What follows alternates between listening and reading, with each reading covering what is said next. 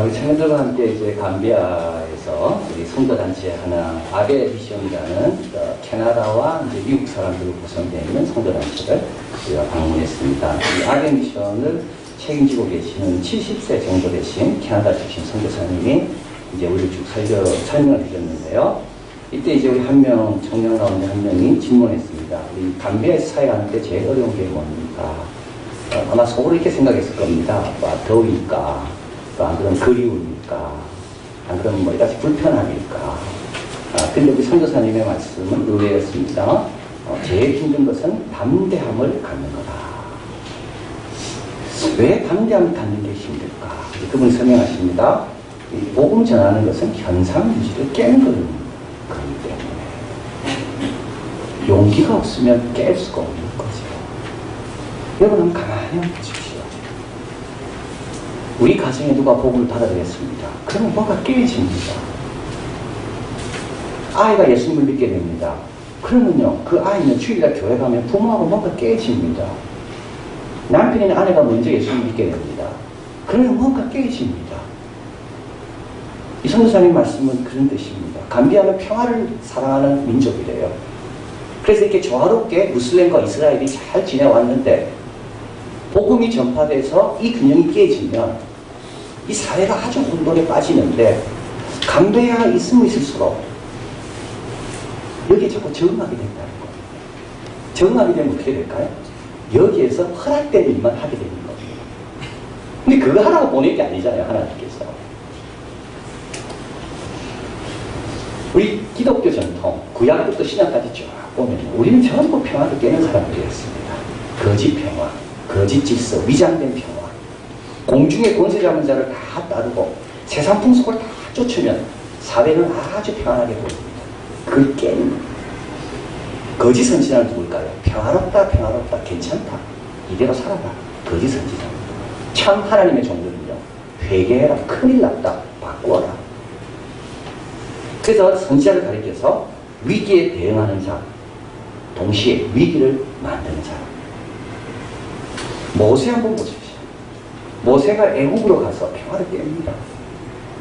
바로가 잘 통치하고 있었거든요. 이스라엘 백성들도 만족하고 바로의 집에 잘 받고 있었습니다. 그런데 갑자기 모세가 나타나가지고 평화를 깹니다. 다니엘과 세 친구, 바벨론 궁정, 평화롭습니다. 왕이 시키는 대로 다 절합니다. 근데 갑자기 왕의 진미와 포도주를 거절합니다. 뭐가 깨져요. 직장에서 회식할 때 뭐가 깨져요. 누구 때문에? 예수 믿는 사람 때문에. 다 절하거든요. 그런데 바벨론과 세 친구는 절하지 않습니다. 깨지는 겁니다. 가장 평화를 근본적으로, 급진적으로 깬 분이 있습니다. 예수님. 예수님은 탄생부터 평화를 흔들어 놓으셨어요. 예수님의 탄생 소식을 듣고 헤롯은 얼마나 흥분했는지 모릅니다. 예수님 잘합니다. 예수님 가르치십니다. 모든 기존의 교사들은 다 그 질서가 깨짐을 용납할 수가 없었어요. 바리새인보다 훨씬 가르치는 것이 권세 있더라. 사람들이 다 예수님한테 가거든요. 예수님께서 하신 말씀, 누가복음 12장 49절. 내가 불을 땅에 던지러 왔는 이 불이 붙었으면 내가 무엇을 원하리? 51절 같이 있습니다. 내가 세상에 화평을 주러 온 줄 아느냐? 내가 너희에게 이르노니 아니라 도리어 분쟁케 하려 합니다. 여러분, 진리가 들어오면요, 불의와 분쟁하게 되어 있습니다. 불의만 있을 때는 평화로운 것 같습니다. 그러나 빛이 들어오면 그 다음부터는요, 어둠과 빛의 대결이 시작되는 겁니다. 초대교회 성도들이 왜 핍박받았을까요? 3,000명씩 5,000명씩 복음을 받아들이면서 균형이 깨지니까요. 왜 사도 바울은 가서, 사도 바울이 특별히 에베소에서 복음을 전하면서 은장색, 우상을 섬기는 은으로 만든 그 실을 짜는 은은 아무 의미가 없다고 했습니다. 우상은 아무 의미가. 그러니까 은장색 사람들이 돈을 못 봅니다. 그동안 돈 잘 벌었거든요. 그동안 평안했습니다. 근데 사도 바울이 우상은 아무것도 아니라니까 사람들이 우상에 가지 않고 우상의 옷에 필요한 은도 사지 않습니다. 그 사업이 어려워지겠죠. 그러니까 그 사람들이 사도 바울을 가리켜서 뭐라고 이야기합니까? 우리의 업을 천하게 만든다. 그 다음부터 소요가 일어나는 거예요. 불이 붙었으면 내 마음이 얼마나 평화됩니까? 검을 주러 왔는데, 야, 예수 믿는 사람들은 담대해야 됩니다. 참된 평화를 가져오려면 기존 질서가 깨져야 됩니다. 회개하고 돌아오려면 내가 괜찮다는 생각에 도전을 받아야지만 회개하고 은혜를 체험하는 겁니다. 우리에게 담대함이 필요합니다. 비록 이것으로 평화가 깨지고 이것으로 어려움과 십자가를 진다 할지라도 담대함. 이 담대함이 어디서 옵니까? 오늘 본문에 보면 첫째는 하나님의 경륜 계시에서 옵니다. 2절 너희를 위하여 내게 주신 하나님의 은혜의 경륜을 너희가 들었을 거야. 이 경륜이라는 것은 하나님의 계획입니다. 사도 바울이 왜 지금 감옥에 있습니까? 복음을 전하기 위해서. 왜 복음을 전합니까? 그들에게 놀라운 계획이 있다는 걸 알았기 때문에. 그냥 내버려 두기에는 너무나도 놀라운 축복이 그들에게 예비되어 있다는 걸 알았기 때문에. 6절 가볼까요? 같이 읽어봅니다. 이는 이방인들이 복음으로 말미암아 그리스도 예수 안에서 함께 의사가 되고 함께 지체가 되고 함께 약속에 참여하는 자가 됩니다. 후사는 뭐죠? 유산을 얻는 겁니다. 이들에게 엄청난 유산이 예비되어 있거든요. 지체는요, 그는 몸에 속하는 겁니다. 더 이상 외롭지 않습니다. 그리고 약속, 하나님의 많은 약속, 이걸 누릴 자들입니다. 그러니까 어떻게 됩니까? 그들에게 담대히 전하는 겁니다. 오늘 우리는 다원주의 사회 속에 너무 사는 게 익숙해져 있습니다. 다원주의의 특징이 뭐죠? 뭐 니도 선택을 잘할 거고, 뭐 내 선택은 내 선택이고. 그래서 개입과 간섭이 없는 게 다원주의의 특징입니다. 근데 다원주의에 큰 오류가 있습니다. 두 가지입니다. 하나는요, 인간이 진리를 선택할 수가 없습니다. 인간은 진리가 아닌 만큼 그렇게 정직하거나 그렇게 깨끗하거나 그렇게 지었습니다. 자기에게 해로운 걸 얼마나 많이 선택하는데, 누가 시켜서가 아니라 스스로요. 그래서 하나님께서 찾아오시고 선교사를 보내는 겁니다. 우리 스스로는 못 찾아갑니다. 죄성 때문에. 또 한 가지는 다원주의의 문제는 사람이 없습니다. 저 사람이 저렇게 살다가 지옥을 가든 저 사람이 저렇게 살다가 뭐 어려움을 당하든 아무 상관이 없어요. 오늘 본문에 보면 사도 바울이 13절에 이렇게 말합니다. 나의 여러 환난을 인하여 낙심하지 말라. 이것이 너희의 영광이다.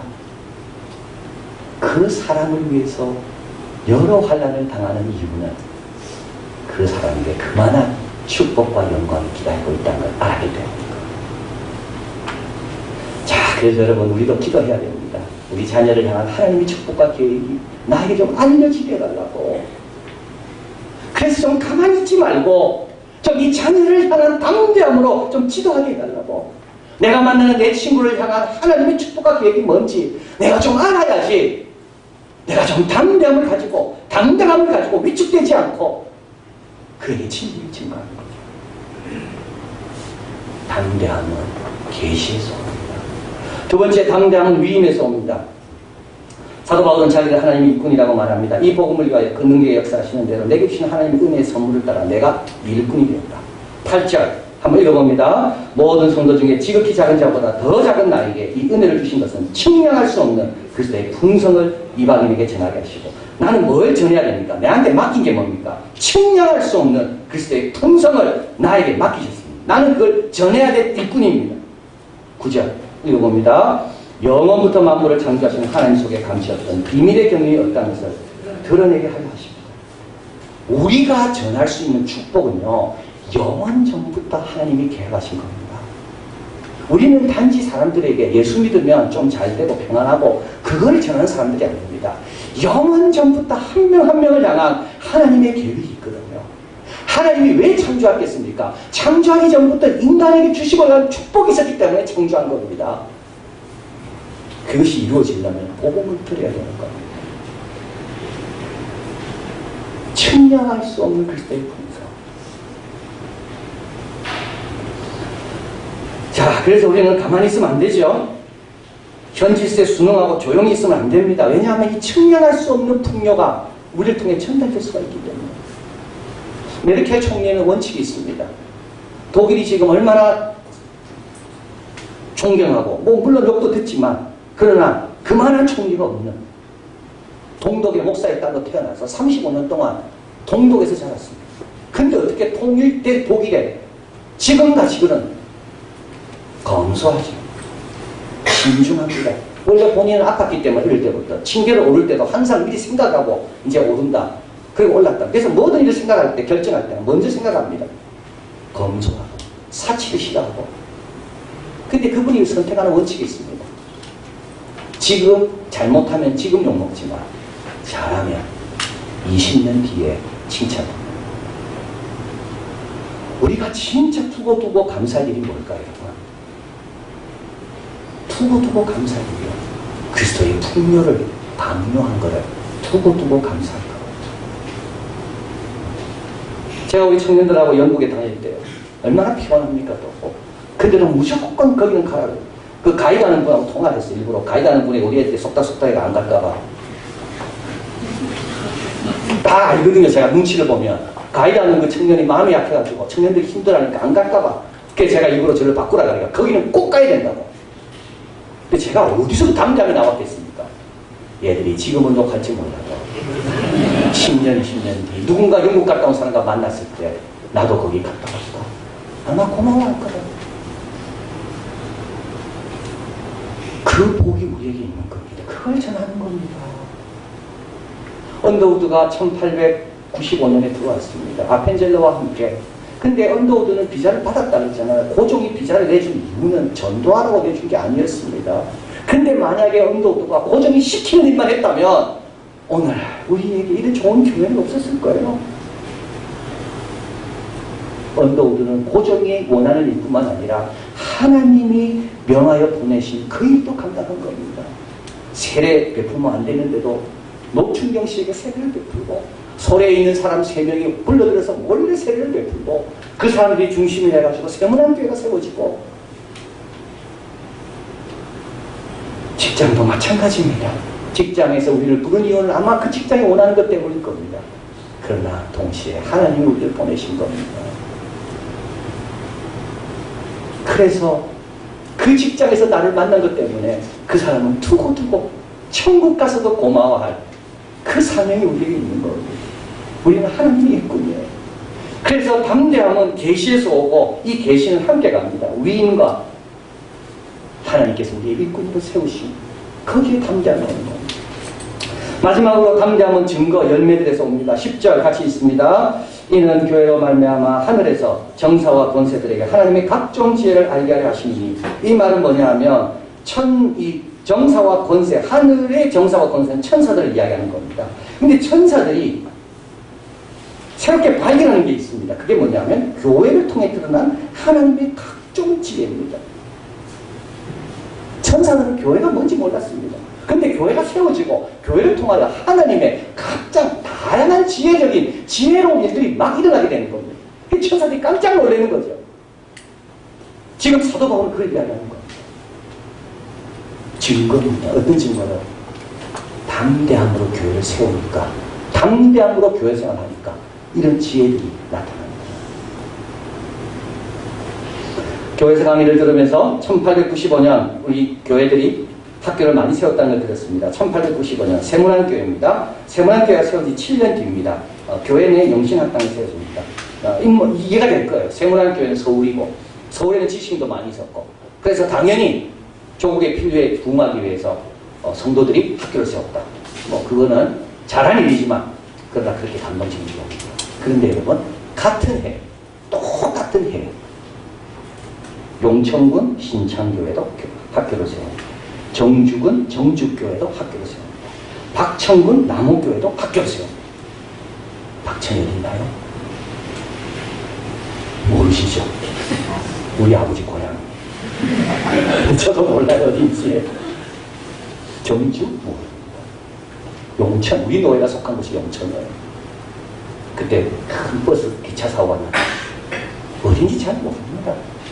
같은 해. 참 이게 놀랍습니다. 같은 해.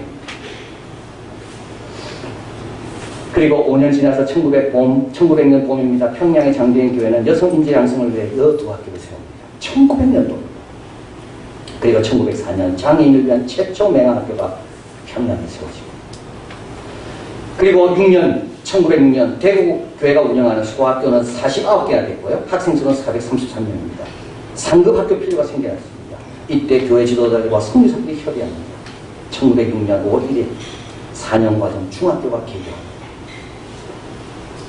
이게 개성 중학교입니다. 근데 이 개성이란 말이 뭘까요? 영적인 출발, 거룩한 출발. 이 이름은 대구제일교회 장로님이 지었습니다. 참 놀랐습니다. 교회가 연합해서 중학교를 만듭니다. 하나님의 각종 지혜. 1907년입니다. 다시 평양으로 가봅니다. 평양에 있는 교회들이 제각기 설립한 학교를 연합합니다. 그리고 이걸 하나로 묶습니다. 이것이 순덕 학교가 됩니다. 하나님의 각종 지혜. 그런데 하나님의 각종 지혜가 나타나려면 교회가 세워져야 되는데 이 교회는 담대함으로 세워집니다. 예루살렘 교회는 담대함으로 세워졌습니다.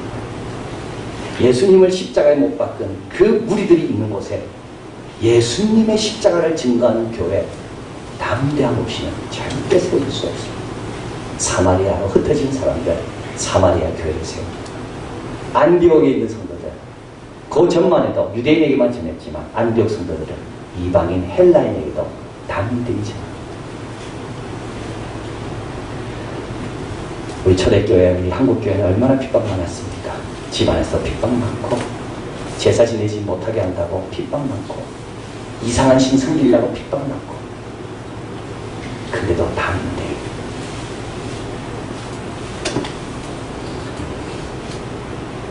히브리서 10장 35절 같이 한번 읽어봅니다. 그러므로 담대함을 버리지 말라. 이것이 큰 상을 얻는 자. 담대함. 이것이 큰 상을 얻는 자. 큰 상을 얻는 자. 감옥에 가도 담대함을 버리지 말고, 베드로처럼 학문이 없는 범인을 할지라도 담대함을 버리지 말고, 핍박으로 인하여 집 다 뺏기고 쫓기는 신세가 돼도 담대함을 버리지 말고, 담대함을 버리지 말고, 이것이 큰 상을 댄 세노르와 사월 싱어입니다. 창업국가 이스라엘의 21세기 경제 성장의 비결을 적은 이 책인데요. 이 책에서 이제 중요한 내용이 좀 많이 나오더라고요. 이스라엘은 70여 개 출신 국가 사람들로 이루어진 나라입니다. 그래서 건국을 한 벤 구리온 이분도 폴란드계 유대인입니다. 러시아계 유대인, 폴란드계 유대인, 또 뭐 미국계 유대인, 또 루마니아계 유대인, 이디오피아, 아프리카 유대인이 많았습니다. 그래서 아프리카에서 유대인들 다 데리고 오는데요. 이디오피아계 유대인, 이렇게 70개 출신 나라들로 구성된 그것이 이스라엘입니다. 남녀 먹어도 고등학교를 졸업하면 바로 군대 가게 됩니다. 바로 군대 갑니다. 분쟁으로 늘 포탄, 지금도 그렇죠. 지금도 포탄이 떨어집니다. 그런데 포탄에 비례해 경제가 성장하는 나라다. 포탄에 비례해 경제가 성장하는 나라다. 포탄의 반비례가 아니라 포탄에 비례해. 그 이유가 어디 있을까? 이 책에서 이야기하는 겁니다. 두뇌는 아니라고 봅니다. 수학경시대에 가면 이스라엘 사람들이 1등 못한대요. 두뇌는 아닙니다. 몇 가지 이유가 있는데요. 그 중에 하나가 군대 가는 거예요. 군대도 일찍 가는 거죠. 그래서 이스라엘은 무조건 대학 가기 전에 군대부터 갔다 와요. 근데 군대, 이스라엘 사람들은 지금도 마찬가지입니다. 군대 가운데 엘리트만 가는 군대가 있는데 거기 경쟁이 최고 높답니다. 6년. 왜 군대가 중요할까요? 편협한 개인주의를 털쳐버리는 것을 배우고, 여러 사람과 연대하는 팀워크도 배우고, 그리고 이스라엘은 많은 싸움이 일어나고 있기 때문에 한 명 한 명에게 많은 책임감이 부여되는데요. 꼭 기억하시길 바랍니다. 책임감이 부여될 때만 사람은 성숙합니다. 그래서 이스라엘 백성들은 어린 나이에 비해서 성숙하다. 군대에서 많은 책임을 지는 훈련을 했기 때문에. 그리고 또 한 가지는 35세 이전에 12개 이상 국가를 방문합니다. 이스라엘 백성 아이들은요. 35세 이전에 12개 이상 국가. 여행을 아주 원하는 나는 백성들인데요. 여행에도 나름대로 원리가 있다는 거예요. 멀리 가고 오래 머물고 깊게 보는 거예요. 그래서 제가 생각해봤어요. 우리 이한교회는 청년들까지 몇 개 나라를 다녀오는가? 우리는 6개 나라더라. 그래서 나머지는 여러분이 알아서 다니시면 35세까지 12개 나라. 그냥 가는 게 아니라 깊게 보고 멀리 가고 오래 머무는 거. 근데 제일 중요한 개념이 있습니다. 왜 포탄이 떨어지는데도 비례해서 더 성장하는가? 그럼에도 불구하고 다국화라는 개념입니다. 다국화라는 개념은 공격할 테면 해봐라. 우리는 오기로라도 더 성공하겠다는 것입니다. 전쟁에서도 공장은 쉬지 않습니다. 레바논에서 로켓을 쏘는 근처에 있는 한 회사입니다. 이게 내일이면 이제 레바논과 이제 전쟁이 시작됩니다. 회사 사장이 회사 직원들에게 이야기합니다. 내일 출근합니다. 75%가 다 출근합니다. 그래서 이스라엘에서 만든 물건을 쓰는 소비자는요, 이 물건이 전쟁통에 만든 게 전혀 못 느낍니다. 워렌 버핏에게 한 사장이 말합니다. 이 전쟁에서 누가 이길 것인지는 이스라엘의 미사일이 떨어지는 동안 이스라엘의 기업 생산성이 얼마만큼 올라가는 것을 보면 알 수가 있다. 전쟁 중에도 생산성이 올라가면 우리가 이기고 있는 거고, 전쟁 때문에 생산성이 떨어진다면 우리는 지고 있는 거다. 제가 이걸 읽는 순간 눈물이 나오려고 할 거예요. 전쟁 중에도 성도의 믿음이 올라가고 있다. 그 전쟁을 이기는 거예요. 입시 중에도 아이와 함께 교회 열심히 나온다면 그 전쟁에서 이기는 겁니다. 직장이 바쁨에도 불구하고 기도 생활에 변함이 없다면 그럼 이기는 겁니다. 우리는 너무 약합니다. 우리는 너무 약합니다. 그래서 지는 겁니다.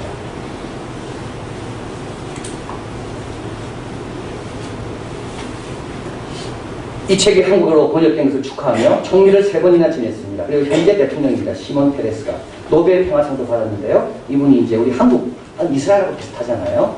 북한과 대치하고 있고, 참 우리도 여행을 좋아하는 민족이에요. 왜냐하면 갇혀 살기 때문에. 우리는 배를 타든지 비행기를 타지 않으면 이웃 나라를 갈 수 없는 그런 특별한 위치. 이스라엘도 너무 비슷하대요. 그래서 우리도 여행을 좋아해요. 그래서 이 한국어로 번역된다는 걸 이 시몬 페레스가 듣고 이 책으로 인하여 한국 사람이 유익을 얻었으면 해서 맨 뒤에다가 우리에게 주는 메시지가 있습니다. 근데 그 참 메시지가 너무 좋습니다. 근데 그 메시지에서 이 시몬 페레스가 자기가 처음 이스라엘에 건국될 때 비서로서 섬겼던 초대 총리 벤 구리온, 이스라엘 공항의 이름은 벤 구리온입니다. 이스라엘의 유명한 대학도 벤 구리온 대학입니다. 이 벤 구리온의 한 말을 인용합니다. 모두 전문가들은 이미 일어난 일에 대한 전문가인 것이다. 앞으로 일어날 일에 대한 전문가는 없다. 미래에 대한 전문가가 되기 위해서는 단순한 비전이 반드시 실제 경험으로 바뀌어야 합니다. 지금까지 믿음 좋은 훌륭한 사람이 있습니다. 앞으로는요, 그 길은 내한테도 열려있다는 거예요. 그 길은 내한테도 열려있다는 거예요. 내가 내 비전을 행동으로 옮긴다면 나도 전문가가 될 수 있다는 거예요. 저는 담대함을 버리면 안 됩니다. 담대함을 갖고 상을 얻어가면서 나도 신앙의 귀한 유산을 남기게 된다는 말입니다. 제가 마지막으로 몇 가지만 말씀드립니다. 우리가 특별히 강조할 게 있습니다. 담대함을 버리지 말아야 될 내용이 있습니다. 우리가 죄인임을 늘 기억하고 지적받는 것에 대해서 담대함을 버리면 안 됩니다. 다 죄인입니다. 성경의 주제는요, 딱 3단어로 나눠집니다. 죄, 은혜, 감사합니다.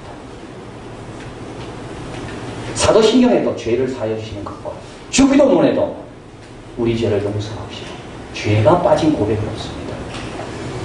우리 다 죄인입니다. 발을 씻어야 될 죄인입니다. 죄인이 고백이 돼야 은혜가 깨달아지는 겁니다. 우리는 담대히 죄인이라는 것을 이야기해야 합니다. 두 번째는 구원의 주 예수 그리스도를 강조하는 유일하신 분. 하나님의 유일하신 아들, 지금도 살아계신 유일하신 분, 부활하신 유일하신 분, 유일한 구세주, 그리고 교회 생활, 교회 소중함, 상합하고 연락하여 함께 살아가는 것, 그리고 성령의 역사, 우리 힘으로 되지 않습니다. 그러면 어떻게 될까요? 우리를 통해 영원부터 예정하신 그 복을 누군가는 누리게 될 것이고, 교회는 하나님의 각종 지혜를 드러내게 될 것입니다. 우리는요, 착하고 충성된 종이 다 될 것입니다. 기도하겠습니다.